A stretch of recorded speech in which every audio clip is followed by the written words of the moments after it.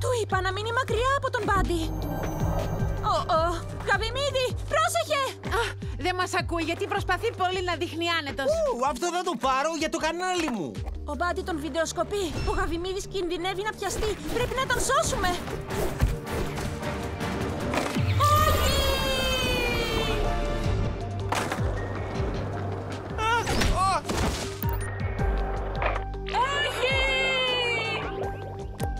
Φίλε, τέρατα! Εσύ είσαι τέρας, φίλε!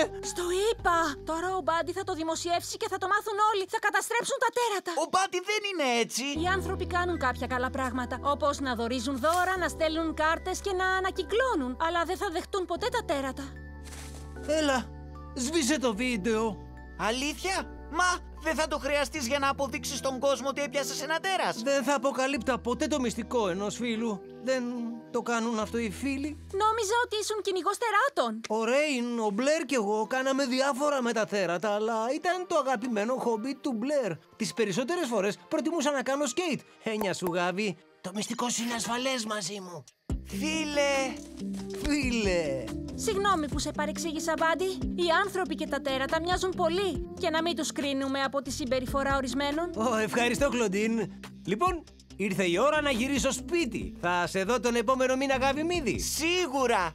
Τα λέμε! Αντίο, Μπάντι! Ευχαριστούμε που δεν μας κατέστρεψες.